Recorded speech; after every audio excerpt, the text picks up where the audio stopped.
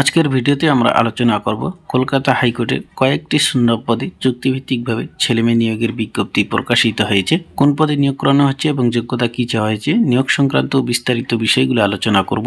এজন্য অবশ্যই ভিডিওটি শেষ পর্যন্ত দেখবেন। আমাদের চ্যানেলে নতুন হয়ে থাকলে চ্যানেলটিকে অবশ্যই সাবস্ক্রাইব করে আমাদের সঙ্গে থাকবেন পরবর্তীতে চাকরি সংক্রান্ত লেটেস্ট আপডেটগুলো সবার আগে পাওয়ার জন্য। চলুন এবার আমরা নিয়োগের বিস্তারিত বিষয়গুলো নিয়োগ নোটিশ থেকে দেখে নিব। দ্য হাইকোর্ট এট কলকাতা, এখানে অ্যাডভার্টাইজমেন্ট নাম্বার রয়েছে এবং নোটিশটি প্রকাশিত হয়েছে ডিসেম্বর মাসের 22 তারিখে।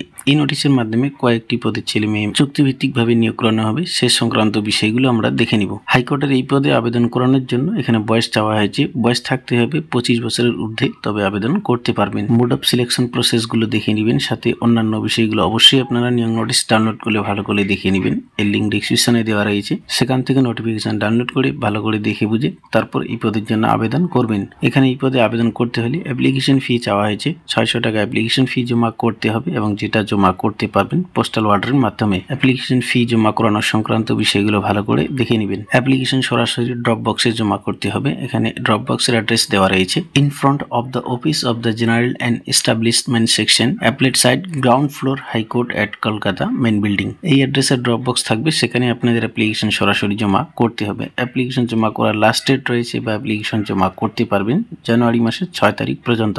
এখানে মোট 60টি শূন্য পদে চুক্তিভিত্তিকভাবে ছেলে মেয়ে নিয়োগ করানো হবে এবং ইংলিশ টু বেঙ্গলি ট্রান্সলেটর পদে নিয়োগ করানো হবে এবং এই পদের জন্য বেতন দেওয়া হবে 50,000 টাকা পার মান্থ হিসাবে। ট্রান্সলেটর পদের জন্য শিক্ষকদের যোগ্যতা এখানে চাওয়া হয়েছে। 1 নম্বরই রয়েছে ইউজিসি দ্বারা স্বীকৃত কোনো বিশ্ববিদ্যালয় থেকে ল গ্রাজুয়েট যোগ্যতা থাকলে এই পদের জন্য আবেদন করতে পারবেন, সঙ্গে 50% মার্কস থাকতে হবে। 2 নম্বরে রয়েছে আবেদনকারীকে মাধ্যমিক এবং উচ্চ মাধ্যমিক পাশ করে থাকতে হবে। স্থানীয় ভাষা অর্থাৎ বাংলা এবং ইংরেজি একটি সাবজেক্ট হিসেবে থাকতে হবে, তবে আবেদন করতে পারবেন। ডিজারেবল কোয়ালিফিকেশন রয়েছে, আবেদনকারীর কম্পিউটারে জ্ঞান থাকতে হবে এবং টাইপিং এ সক্ষম হতে হবে, তবে আবেদন করানো যাবে। এই ছিল আজকে ছোট্ট আপডেট। ভিডিওটি ভালো লাগলে লাইক করবেন, আমাদের চ্যানেলে নতুন হয়ে থাকলে চ্যানেলটিকে অবশ্যই সাবস্ক্রাইব করে আমাদের সঙ্গে থাকবেন পরবর্তীতে চাকরি সংক্রান্ত লেটেস্ট আপডেটগুলো সবার আগে পাওয়ার জন্য।